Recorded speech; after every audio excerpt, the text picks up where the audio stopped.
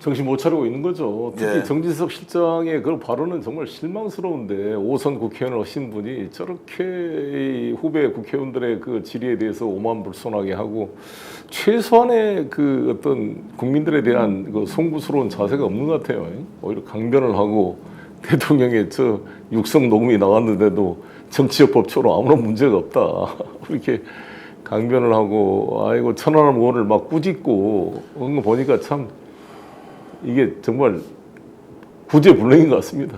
구제불능이었다. 네. 어땠습니까? 국정감사 보면서 깜짝 놀랄 일들이 많았는데요. 이거는 뭐 이 사건, 지금 벌어지고 있는 사건을 뭐라고 이름 붙일지 모르지만 윤석열, 김건희 뭐 국정농단 사건이다 또는 게이트다 이렇게 붙인단 말이에요. 그리고 국민들이 주목하고 있고 국민들이 걱정하고 있습니다.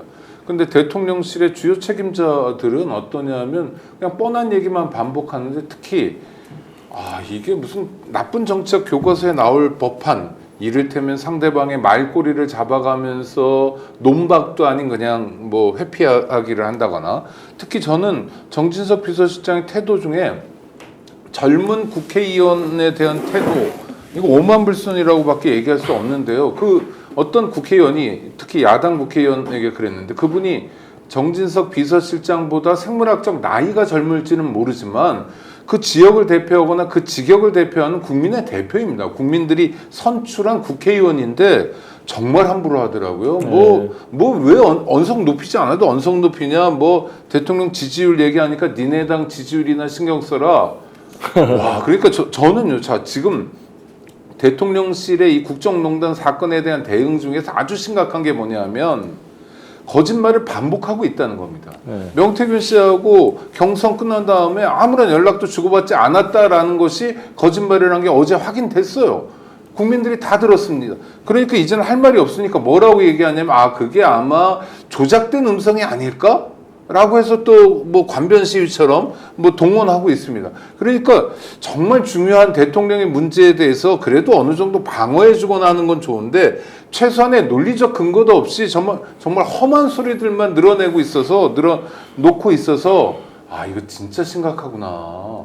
이 사람들은 안 되겠구나 하는 생각이 들었습니다. 자, 오늘 이제 천하람 의원 개혁신당의 천하람 의원이 질문할 때 와, 제가 깜짝 놀랐습니다.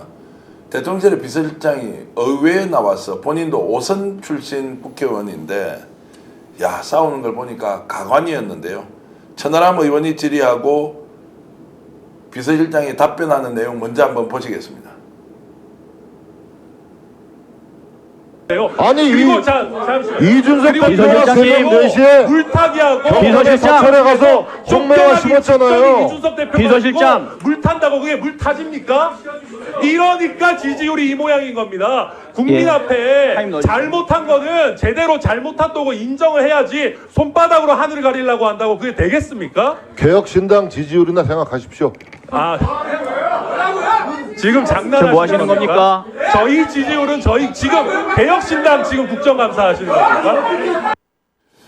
굉장히 모독적이다. 국회 지금 몇 선 출신입니까? 우리 제가 정일 대표. 정진석 실장과 제가 국회의원을 같이 시작했어요. 16대 했죠. 그러니까 저도 5선이었고 저분도 5선이었고 이번에 낙선했으니까 5선이죠. 근데 제가 당대표 시절에 이준석 의원이 85년생쯤 되잖아요. 제가 빨리 결혼했으면 아들뻘 되는 분이지만 깍듯하게 제가 존중했거든요. 그 야당 대표로서. 그에 대해서 많은 국민들이 좋게 평가를 해주셨는데 우리가 여기 나와서 하는 게 나이 가지고 하는 건 아니잖아요.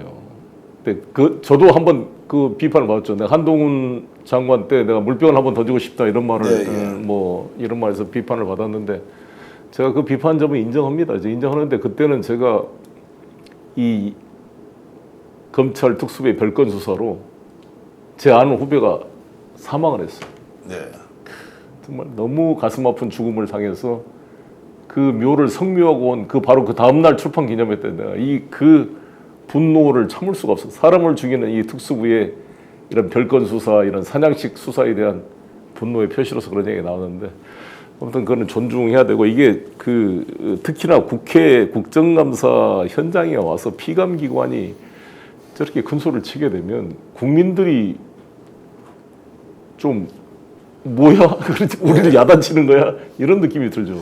자, 그러면 이제 국회는 국정감사가 말 그대로 감사지 않습니까? 그러면 대통령실에 있었던 일에 대해서 국민적 의혹에 대해서 답변을 공손하게 하면서 해명할 거 해명하고, 그리고 또 아닌 것은 아니라고 국민들 앞에 설득하고 이래야 되는데, 완전히 싸움하겠다고 마음먹고 오는 저 모습, 거기다가 개혁신당 너거 지지율이나 신경 써라 이렇게 모독적으로 발언하는 것은 아무리 지지 여부를 떠나서 이해할 수 없다, 이런 생각이 들었습니다. 저는 정진석 비서실장이 일부러 그러는 거 아니냐라는 의심을 갖고 있습니다.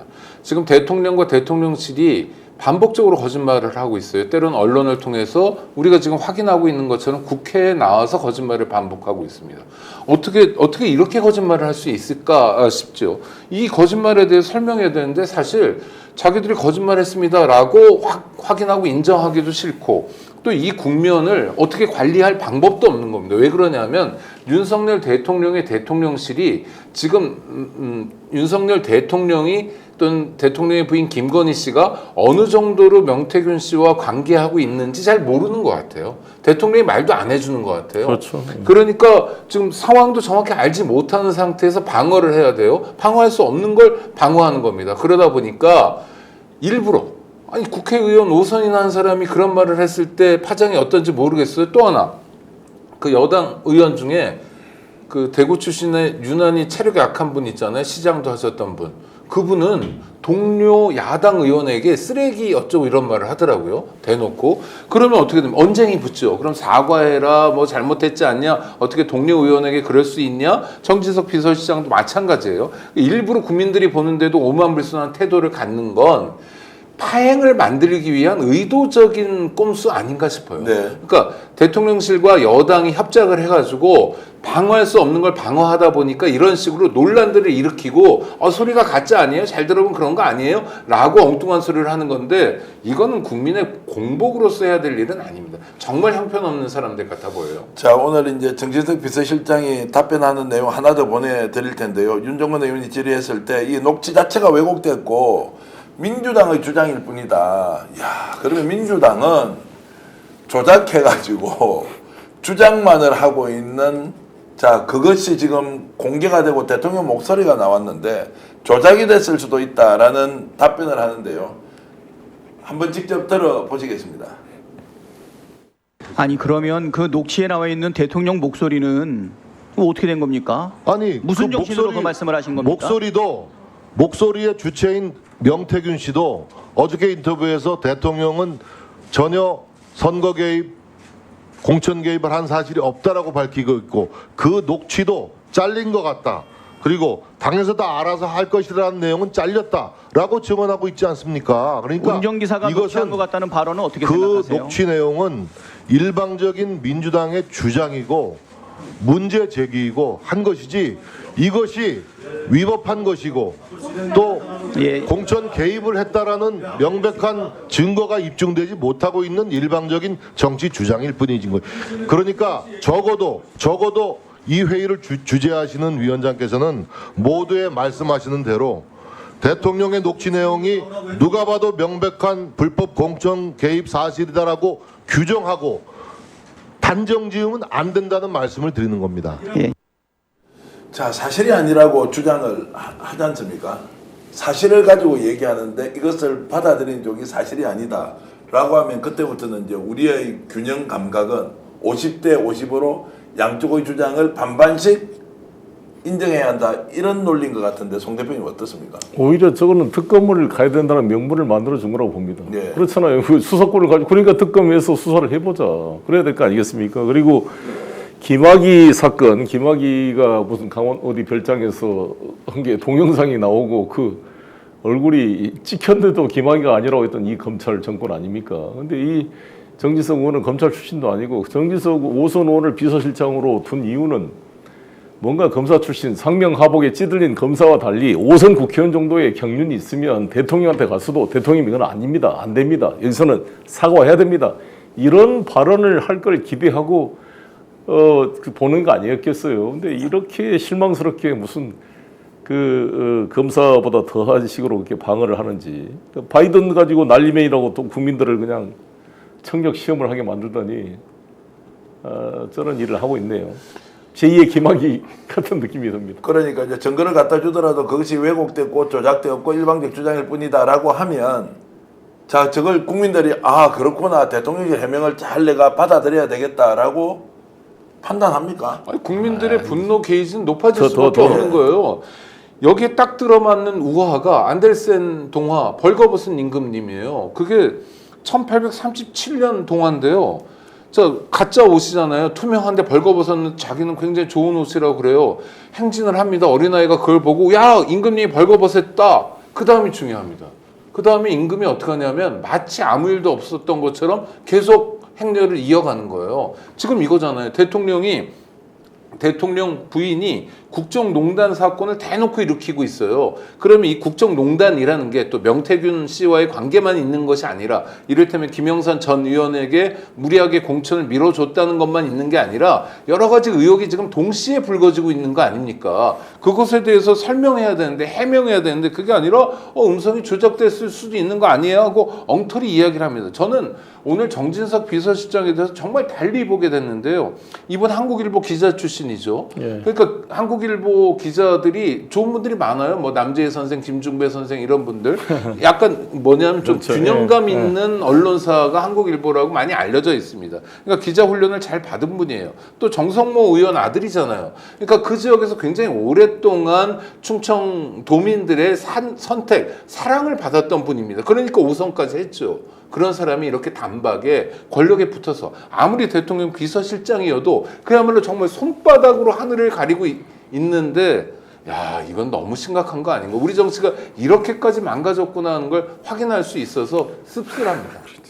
막 나가지 않습니까? 네, 막 근데 나가. 저분이 엄청나게 많은 내용을 알고 있는 것 같지만 제가 파악하기로는 대통령실 안에서 김건희 여사한테 직접 찾아가서 상황이 어떤지를 물어보지도 못하는 분이라고 알려져 있습니다. 제가 알려져 있습니다라고 하는 이유는 내용 파악도 정확하게 못하고 있는데 국회에 나와서는 막무가내식으로 저렇게 정말로 상대를 공격하고 그리고 인신모독 이런 걸 하지 않습니까? 야 정말로 정진석 의원도 이제 저렇게 가고 있구나라는 생각이 좀 들었습니다. 자 그리고 우리가 영상 하나를 더 볼 텐데요. 지금 대통령실 해명과 관련해서 자 대통령도 기억이 가물가물하니까 이렇게 더불어민주당 김소영 의원이 질의를 하는데 대통령의 기억이 가물가물하다면서 그건 또 적극적으로 쉴드를 쳐주는데요. 그 장면도 여러분 잠깐 보시겠습니다. 대통령은 명 씨와 경선 이후에 문자를 주고받거나 통화한 사실이 없다고 기억한다고 하셨기 때문에 당연히 당선 이후든 축하 전화든 그 이후에는 완전히 연락이 끊긴 관계구나라고 다들 이해를 했던 겁니다. 그렇게 기억한다라고 그렇기 말씀을 때문에 하신 겁니다. 하셨어요. 그때 이제 대통령도 기억이 가물가물하시니까 자, 이게 몇 년 전 알겠습니다. 일을 그래서 네. 기억한다라고 서술하지 않았습니까? 네, 알겠습니다. 자, 저게 이제 실제로 기억이 가물가물한 거냐, 아니면 기억이 가물가물하다고 하면서 있었던 일을 없던 일로 만들려고 하는 것이냐 궁금합니다. 일상적인 대화는 기억하지 못할 수가 있죠. 그건 이해는 하는데 김영선 의원의 공천이라는 것은 수많은 논란이 됐던 일 아닙니까? 당에서 말이 맞네. 자기가 또 그렇게 말할 정도면 쟁점이 됐고, 과연 저기 김영선이 이 의창 창원과 아무 연고도 없는 거창 출신 의원을, 그것도 5선 의원, 일산서 국회의원 오시던 분을 갑자기 전략으로 한다는 것은 얼마나 내부에 논란이 있었겠어요. 그 김건희 여사가 수차례 얘기했을 거 아니에요. 이 명 선생 부탁이니까 반드시 들어줘야 된다. 명 선생이 우리 경선 때 얼마나 도와줬냐. 어? 아니 왜 명 선생 말을 안 듣고 이렇게 놀라게 만들어서 했냐고. 네가 대통령 자격이 있냐고 윤석열 대통령 꾸짖었다는 거 아니에요. 이 명태균에 네. 따르면 그 정도의 상황인데 그거를 기억 못한다는 것은 좀 납득이 어렵다고 봅니다. 그러니까 이걸 이제 기억나지 않는다라고 억지 주장하는 것을 우리가 다시 분석하고 평론해가지고 그게 아니다라고 국민들께 논리적으로 알려주는 이 지금 우리의 행태가 과연 이게 맞느냐, 이 질문 제가 그러니까 그러면 다시 국민의힘에 진짜 묻고 싶은데 예. 아니 이재명 그 대표가 성남시장에 공무원들이 뭐 1000명이 넘는다 그러는데 어쨌든 그 김문기를 몰랐다. 라는 가지고 이렇게 잡아 죽이려고 지금 기소를 하고 있는 거 아닙니까? 그리고 국민의힘 의원이 또 김진성 씨 그 전 김병장 전 성남시장 비서와 나왔던 통화 30분짜리를 네. 편집을 해가지고 자기들이 그걸 또 틀어줬잖아요. 공개를 했잖아요.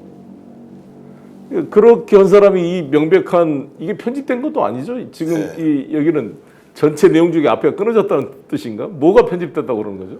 아니 이제 대통령의 근거를- 목소리가 아닐 수도 있다. 아니, 그것은 네. 조작 의혹이고요. 네, 네, 그러니까요. 그리고 이제 편집이 됐다는 것은 긴 거를 이제 짧게 알아듣게 잘라서 전달해 줘야 되지 않습니까? 네. 그걸 잘랐겠죠. 군더더기를 제거했는데 그게 이제 너가 왜곡 편집이다라고 이제 주장하는 것인데 그래서 오늘 이제 국회에서는 네. 아 이거 다 털자 그러면 네. 자 여야간 합의를 해야 한다. 네. 자 운영위원회 세칙은 이런 게 있는 모양이더라고요. 언론사에서 공개하지 않은 영상은 운영위원회에서는 틀 수가 없다라는 것이 오랜 관행이었대요. 그리고 언론사에 이제 공개된 것만 이제 오늘 틀었는데 그러면 풀 영상을 털자 녹음 내용을 하니까 이제 국민의힘에서는 그 뭐 동의는 안 해주고 이제 털지 않았죠. 그러니까 이제 그걸 가지고 이제 왜곡 편집했다라고 이제 주장하는데요. 자, 어제 민주당 원내대표단에서 이제 발표를 했잖아요. 그 다음에 이제 대통령실 또는 국민의힘 국회의원들 유력 인사들의 대응을 쫓아가면 실체적 진실에 가닿을 수 있습니다. 네. 첫 번째 아주 중요한 친윤 세력의 좌장격인 권성동 의원이에요. 이분 검사 출신입니다. 뭐라고 그랬냐면 잘 봐라 5월 9일 날 했던 얘기다. 5월 9일은 대통령 취임 전날이기 때문에 공무원으로서 선거에 개입한 게 아니라 자연인이었다 이런 거예요. 근데 5월 9일 설이 금방 무너져요. 왜 무너지냐면 첫 번째는 5월 9일 이후에 그럼 명태균 씨하고 거래나 뭐 통화 문자가 없었냐라는 의문도 있지만 또 하나 중요한 건 대통령이 당선된 사람이고 대통령 인수위원회 위원장이나 인수위원들도 공무원에 준한 그 지위를 갖기 때문에 당선이 말할 것도 없다 하니까 무너져요. 그 다음에 얘기가 뭐냐면 정진석 비서실장의 얘기입니다. 오늘 뭐라고 그랬어요? 취임 전날 수백 통의 전화를 받았다. 그 중에 하나이고 덕담이라는 거예요. 근데 이것도요. 그러니까 굉장히 많은 것 중에 대통령이 그냥 친절한 분이니까 이 사람 저 사람 뜬 얘기들 전화까지 다 받았고 그냥 의례적으로 해준 얘기다라고 했어요. 그리고 이것도 설득력이 없으니까 그 다음에는 조작됐다, 편집됐다, 왜곡됐다 이렇게 갑니다. 그러니까 일관된 설명이라는 게 존재하지 않고요. 그냥 그 상황에서 뭐 손바닥으로 하늘 가리듯이 무마만 하고 있는 게 사실은 진실이 뭔지를 정확히 보여주고 있다고 봅니다. 어쨌든 이제 이소영 의원 질의 내용 중에 대통령실 해명이 정말로 엉터리다라는 내용 확인할 수 있는 거 영상 하나 더 보고 이제 좀 더 깊이 있는 논의를 진행해 보겠습니다. 근데 어제 이 녹취록 공개 후에 재미있는 대통령실 입장이 나왔습니다. 그리고 그저 좋게 얘기한 것이라고 볼 수 있는지 그냥 덕담인지 한번 보겠습니다. 좀 좋습니다. 아니 그러니까 좋은 말을 이렇게까지 구체적으로 하면 그런 걸 거짓말이거나 진실이거나 이렇게 그건- 얘기하는 거 아닙니까? 그래서 그거는 의원님의 관점이죠. 저는 국민들이 좀 납득할 수 있는 해명을 대통령실이 내놔야 되는 시점이라고 생각을 하고요. 만약 이 녹취록 안에 있는 대통령 말씀이 사실이라면은 대통령은 지금 국민한테 거짓말하고 계신 거고 만약에 녹취록 내용이 뻥이면 대통령이 명태균이라는 녹취 내용을 피고에 불과한 거짓말이라고 자꾸 사람에게 단정짓고 규정 짓지 거짓말까지 마십시오. 아니 야, 근데 이제 제가 이런 생각이 좀 들었습니다. 우리가 예전에는 싸울 때 관점이 다른 거예요. 특정한 사실을 놓고.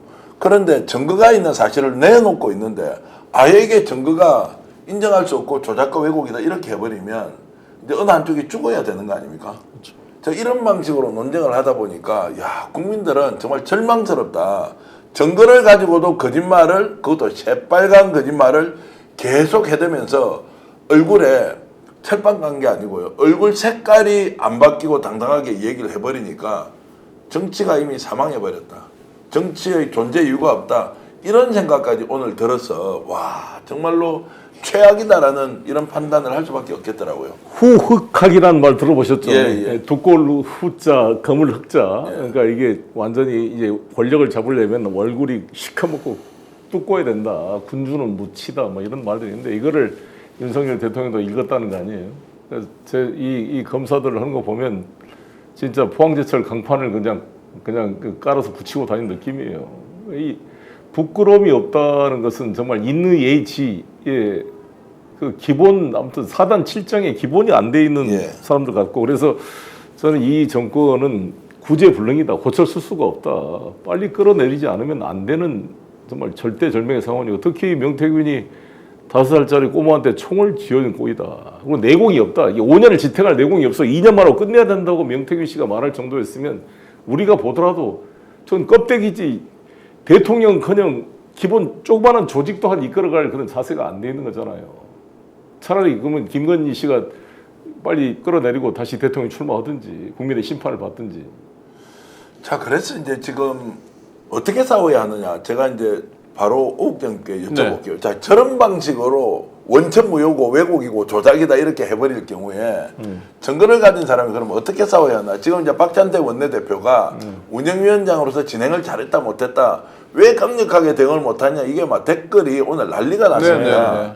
자, 그러면 저런 식으로 이제 우리 전문 용어로 제가 속어로 생까버리지 않습니까? 네. 자, 이럴 때 그러면 민주당 어떻게 해야 되는 문제가 나오는 거예요? 저는 박찬대 원내대표 비교적 진행을 잘했다고 생각합니다. 그러니까 네. 누구나 다 정청래 위원장처럼 할 수 있는 건 아니라고 의원 개개인의 캐릭터도 있지만 또 여기는 저 여당의 원내대표도 와 있는 자리여서 최대한 하여튼 가능한 대로 협력하면서 가려는 태도를 보이는 건 뭐 잘했다고 생각하고요. 그러니까 자리가 좀 다른 거죠. 어제 그 윤석열 대통령 육성 녹음을 트는 박찬대 원내대표의 역할과 오늘 국회 운영위원장으로서의 박찬대 원내대표의 역할은 좀 다르다고 생각하고요.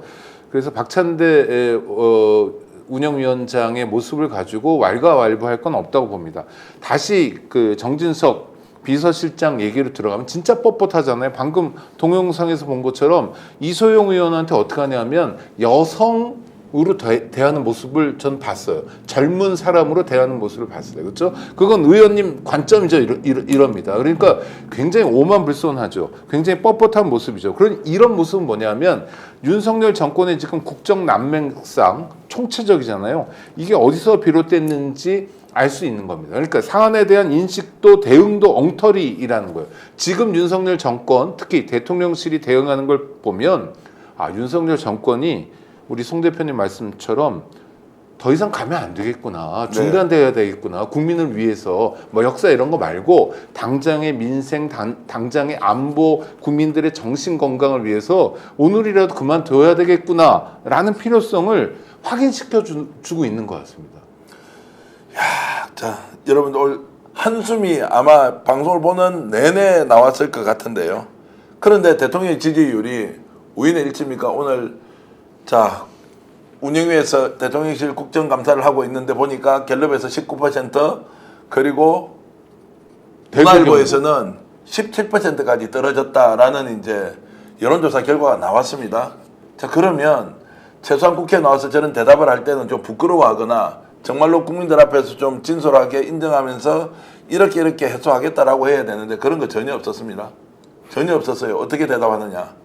그래, 지지율 낮은 거 아는데 또 돌파구 찾을 수 있겠죠. 우리 가만히 있지 않습니까? 이제 이런 방식으로 대답을 하는 거예요.